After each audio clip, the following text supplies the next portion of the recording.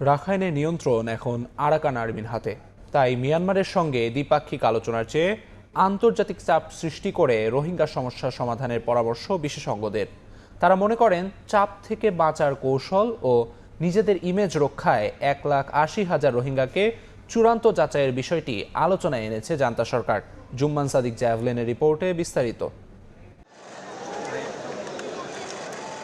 অন্তর্বর্তী সরকারের দায়িত্ব নেয়ার পর সেপ্টেম্বরে জাতিসংঘের সাধারণ সভা থেকে সম্প্রতি চীন সফর ও থাইল্যান্ডে বিমস্টেক সম্মেলন। সুযোগ পেলেই আন্তর্জাতিক অঙ্গনে রোহিঙ্গা সংকট সমাধানে সোচ্চার প্রধান উপদেষ্টা ডক্টর মোহাম্মদ ইউনূস।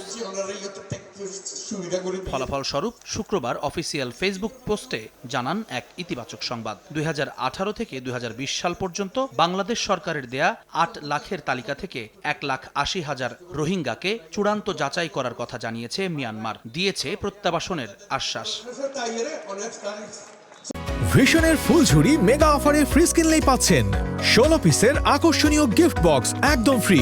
তবে প্রত্যাবাসন ও আন্তর্জাতিক সম্পর্ক বিশেষজ্ঞরা বিষয়টিকে দেখছেন ভিন্নভাবে। রাখাইন অঞ্চল আরাকান আর্মির নিয়ন্ত্রণে থাকায় কেবল জান্তা সরকারের সঙ্গে আলোচনা করে প্রত্যাবাসনের সম্ভাবনা দেখছেন না তারা। তাই রোহিঙ্গাদের ফেরাতে চাইলে দ্বিপাক্ষিক নয়, আন্তর্জাতিকভাবেই বাংলাদেশকে এগিয়ে যাওয়ার পরামর্শ বিশেষজ্ঞদের। আরাকান অঞ্চলে কিন্তু এখন মিয়ানমারের যে সামরিক জান্তা তাদের একেবারে নিয়ন্ত্রণে নেই, সেখানে আছে আপনার আরাকান আর্মির। এখন আপনি এইটা পুরোটাই আসলে আমার কাছে মনে হয় যে মিয়ানমারের একটা হয়তো ইতিবাচক তারা ভাবমূর্তি বা একটা আলোচনা করতে চেয়েছে, তারা প্রায়ই এগুলো করে। মিয়ানমারের যুদ্ধ অবস্থা চলছে। 2018-তে যখন এই তালিকার প্রক্রিয়া শুরু হয়েছিল তখন ছিল একটা গণতান্ত্রিক সরকার। এখন সেখানে আরাকান আর্মি না সামরিক জান্তা, কার সাথে আমরা এই নেগোসিয়েশনে যাব?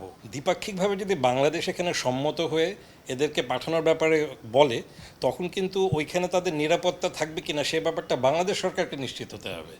না হলে বাংলাদেশ সরকারের ঘাড়ি এটা এসে পড়বে যে আমরা যুদ্ধের মধ্যে বা নিরাপত্তাহীনতার মধ্যে থেকে ঠেলে দিচ্ছি।